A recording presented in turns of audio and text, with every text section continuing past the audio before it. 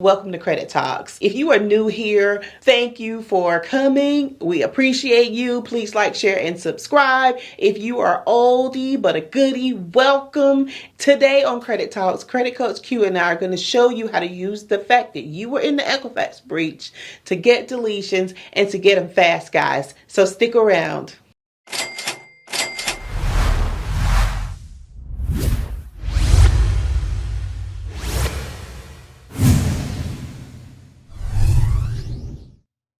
Welcome back to the channel, guys. If you're new to the video, I'm Credit Coach Q, and this is my lovely co-host, Miss Tina Talks Credit. Welcome back to the channel, Miss Tina. Guys, in today's video, we're super excited because we're not only going to teach you possibly how to get the check from Equifax data breach, but to also remove literally anything on your credit report using the data breach to your advantage. Guys, I'm super excited to this video, and I want to get right down to the meat and potatoes. So first thing I'm going to do is basically go over an outline of what this video is going to be about. I'm going to go step by step, and then I'm going to give it over to the GOAT, the greatest woman of all time in the credit game, and let her break it down step by step on how to actually get the bag in this case. So let me share my screen. All right, guys, so as you can see, this is an actual check from one of our customers, and they actually got the check from Equifax data breach. So we're going to talk a little bit about that, but this video is really primarily focused on how to use the Equifax data breach to actually get everything removed. So for to give you context, millions and millions of people has been affected by the Equifax data breach. In particular, it's one of the largest, if not the largest, data breach of all time. And a lot of people don't understand that they might be eligible to actually get the things removed without them even realizing it, right? So we're going to talk about the data breach to check and see if you are a victim of the data breach. We're going to show you how to use Equifax data breach confirmation to dispute all of your accounts. We're going to show you how to use proof to your advantage, dispute authorized items more effectively, demand a fraud alert, and we're going to give you examples of each individual sequence. Now, this frame is still going to stay on the screen because I'm going to switch it over to Miss Tina Talks Credit and allow her to actually give you guys meat and potatoes. All right, your screen is already up. Miss Tina Talks Credit, you can go on from here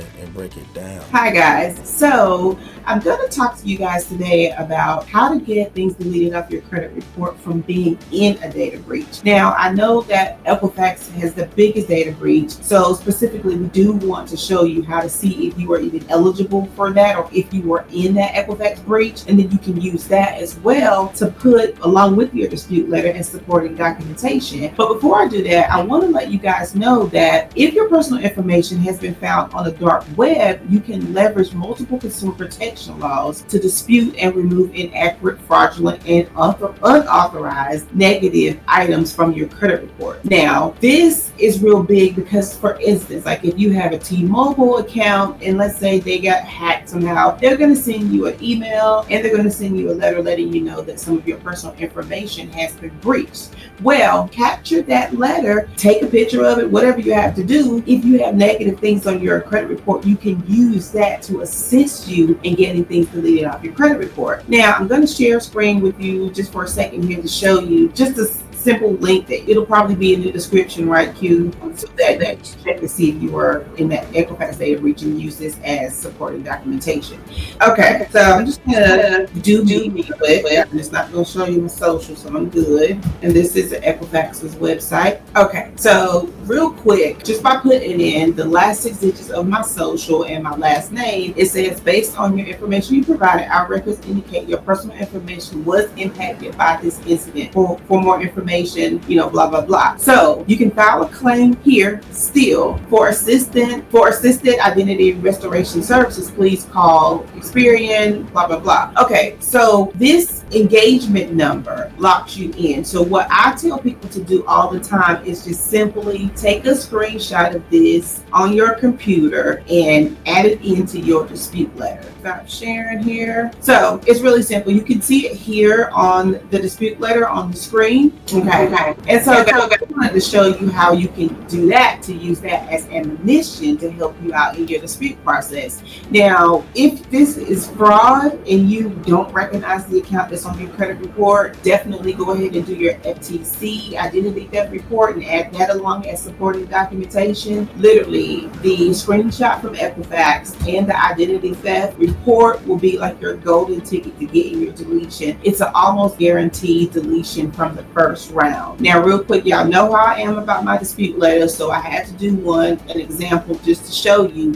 And this is something that you'll also be able to find this on My Credit Approved. This is a really good one. I literally use this for my clients. Y'all know I would not show you any mess that I thought that I wouldn't use. So I'm not going to completely go over it, but it is important to just detail a few things. As a victim of this breach, you hear what it says here? I did not authorize or open this account, and I am invoking my rights under the Fair Credit Reporting Act law. And here's the section: to request an immediate block and removal of this fraudulent item on my credit report. Now, two things I want to discuss. Where you hear me say block, this is going to block the company from being able to report anything else on the credit report as it relates to this specific account. And of course, you know what delete means. Now, the other thing that I wanted to talk to you guys about is if this is not like fraud. So this is what you're going to say if the account is indeed fraud or suspected fraud and you don't know where the account came from. I mean, that happens a lot. But however, if the specific account is in fact yours, you can still say things like potential fraudulent account if you find some discrepancies that's reporting on the credit report. Like for instance, if the creditors has sent you a balance of, let's say, $5,000, but on your credit report is saying that you owe $5,050, that's inaccurate. So you're going to say this is a potentially fraudulent account. So this means that you still can use that magic word fraud, breach, and things like that to help support your claims and still be on the right side of the law. So we're not telling any untruths, so then we don't get in any trouble. So in your dispute letter where it says legal basis for my dispute, you always want to have legal basis for your disputes. For me, I like to name at least 4 when I'm disputing this type of thing. So as you can see here, this is all there. You're going to put your required actions. This is what you want them to do. You can pick or choose, like if you want to add in your dispute letter what type of supporting documentations that you have added, but it just makes your dispute letter look more professional if you add stuff like this in. So that's why this is here. And then I also like to CC companies as well in dispute letters, like authorities. So that's something that you can do as well. So this is a real identity theft report. You're going to want to add that in when you're doing your identity theft report. Make sure that you check that you were in the Equifax breach, because that they're going to specifically ask you that. So this puts you on the right side of the law as it relates to actually filing the identity theft report, because you're questioning the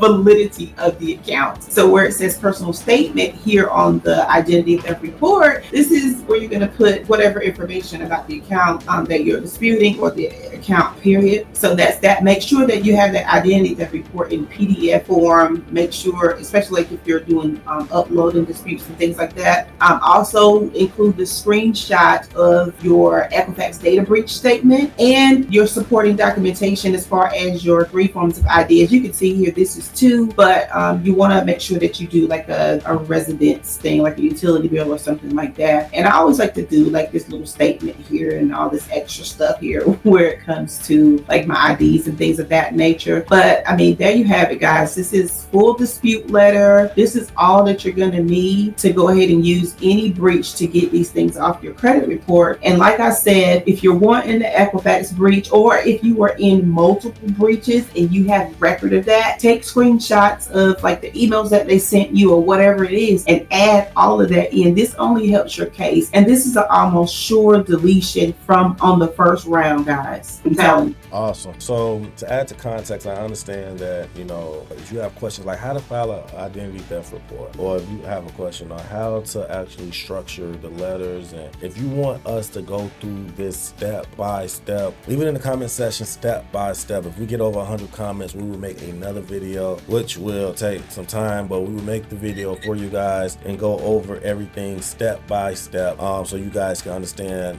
how to formulate the letter, letters, how to print out the letters, how to file an identity theft report, how to sequence everything step by step, guys. We will go over it. If you write in the comment section step by step, we need 100 comments for that to happen. Guys, this is a very powerful method. Like I said, millions of people has been in the Equifax data breach, and Miss Tina, you, man, I have to give you flowers, man. She is amazing on all fronts, guys. This is why she is on the channel, because she comes up with some brilliant leverage ways to get things removed. And when I say they remove in the first round, they're really removing the first round. She is amazing on all fronts, guys. So definitely send them some love. Go to her channel and send her some love. Miss Tina Talks Credit on YouTube and all platforms. Guys, if you found any of this information helpful, please don't forget to leave a like button, because we definitely need the likes. That's the only way we can leave the lights on. So Miss Tina, do you have anything to say before we get out? Actually, I do, and I always forget this. Guys, stay on the lookout for my credit repair school that's going to go live on March. Yeah, we're going live. There's going to be like lots of free stuff on there, like for the first week and stuff, so you guys can get in. So if you're interested in doing more learning, like, I just give away all my stuff, like everything I've learned over the last 18 and a half years, everything I can think of, the old stuff, the new stuff. I'm doing teachings on all that stuff. So guys, stay tuned for that. It's coming soon. I'm super excited. Oh man, we can't forget about the school. I'm super excited for her to drop the school as well, guys. Like, man, this lady is on a whole different level than any credit repair specialist out there. Like, and I've seen them all, heard them all, know them all. Like, she's on a whole nother level. She have a school that have everything that she know is just dangerous for the credit community, for real. So this is going to be a game changer for the credit repair industry, and I'm super excited for our school as well. Guys, if you want us to take care of your credit repair experience, guys, if you want to do it yourself, if you want us to actually, if you want to use a software that's not that expensive and do this process yourself just like we taught you, go to mycreditapproved.com, guys. The software I was telling you about that has all of this sequence, have all of this, all the letters, all of the tools, everything you need to actually be successful in doing it yourself. But if you don't have time to do it yourself, and you just, have a long schedule and you just can't do it yourself, go over to Tina Talks Credit and be patient with her, guys. Be patient with her and her staff. Do not go over there being rude and having these unruly expectations. I have been getting a lot of comments of people coming back with these wild expectations, man. Be super, super nice to Miss Tina. But she will take care of you through and through. She will handle everything, and you will get results, almost guaranteed, guys. I can't vouch for this lady no more, seriously, because she is truly, truly amazing for this industry. Guys, leave a like and comment. Guys, until next time, take care of your credit. Take care of yourself.